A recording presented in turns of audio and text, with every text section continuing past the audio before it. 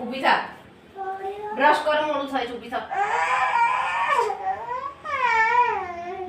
ઊભી થા મીશુ, મોડું થાય છે. ઊભી થા. તો અહીંયા કરી લેજો.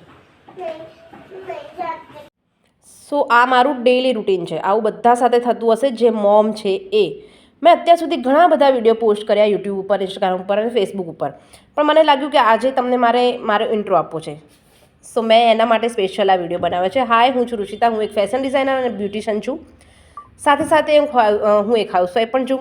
તો ઘરના કામ તો કરવા જ પડે. સો તમારા બધાની સાથે આવું થતું જ હશે કે સવારમાં તમારે એટલી બધી ભાગદોડ હોય છે. ટિફિન તૈયાર કરવાના હોય છે, સાથે સાથે પોતાના બાળકને તૈયાર કરવાનું હોય છે. જો સ્કૂલ ગોઈંગ બાળક હોય તો વધારે લપ વધી જાય છે અને બહુ જ બધા કામ પહોંચે છે. સો મારે પણ સવારમાં કંઈક આવું જ થાય છે. તમારા બધાની જેમ હું પણ આ રીતના થાકેલી હારેલી પણ જેમ તેમ કરીને દિવસ પાર કરી નાખું છું.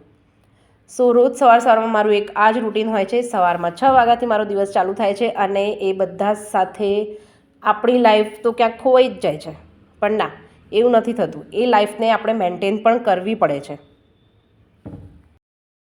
સવારમાં મારું ટિફિનનું કામ પતાવીને મારા બાળકને સ્કૂલે મૂકીને એનું લંચ બોક્સ તૈયાર કરીને સાથે સાથે હું વિડીયો બનાવવા માટે પણ ટાઈમ કાઢી જ લઉં છું અને કાઢવો જ પડે છે, કેમ કે એ મારી હોબી છે અને એના માટે થઈને હું ગમે તે રીતના ટાઈમ કાઢી જ લઉં છું. તો તમારે બધાએ પણ એટલું જ કરવાનું છે. તમારી હોબી માટે તમે થોડોક તો ટાઈમ કાઢી જ શકો ને. તમે બધા માટે ટાઈમ કાઢો છો તો તમારે તમારા માટે પણ ટાઈમ કાઢવો જ જોઈએ, આવું હું માનું છું. હું ગમે તેમ કરીને પણ મારા ચાલુ કામમાં પણ આ વિડીયો બનાવવાનું મૂકતી નથી.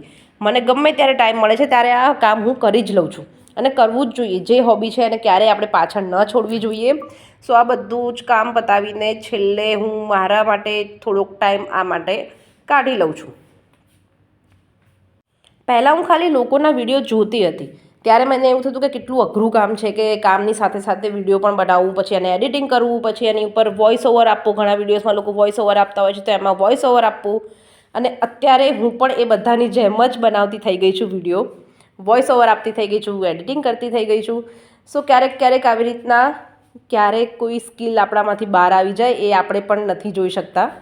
અને હા, આની સાથે હું એક વસ્તુ કહી દઉં કે આપણે એ લાસ્ટ પેઢી છીએ કે જ્યારે કાર્ટૂન જોવાની ઉંમરમાં ન્યૂઝ ચેનલ જોતા હતા અને ન્યૂઝ ચેનલ જોવાની ઉંમરમાં હવે આપણે કાર્ટૂન જોઈએ છે. અને બીજો એક શોખ હું મારો કહી દઉં કે મને પ્લાન્ટેશન કરવું બહુ જ ગમે છે. મારા ઘરની બાલ્કનીમાં મેં એક સુંદર મજાનો નાનકડો ગાર્ડન બનાવેલું છે, જેને આપણે બાલ્કની ગાર્ડન પણ કહી શકીએ, કારણ કે સ્પેસ એટલી બધી નથી, પણ મેં થોડીક ઘણી સ્પેસમાં યુઝ કરીને આ રીતનું મેં મારું પ્લાન્ટેશનનું કામ કરેલું છે.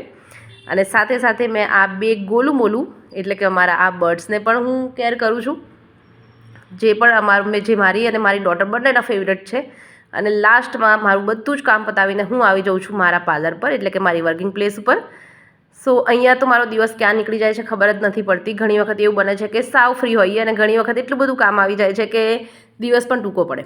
એની સાથે સાથે હું મારી જ્વેલરી સેલિંગનું કામ પણ કરું છું. તો આ સાઇટનો જે કોર્નર છે એ એના માટે ખાસ રાખેલો છે. સો આજનો મારો ઇન્ટ્રો હું અહીંયા જ પૂરો કરું છું. વિડીયો ગમ્યો હોય તો ચેનલને લાઇક, શેર એન્ડ સબસ્ક્રાઈબ જરૂર કરજો.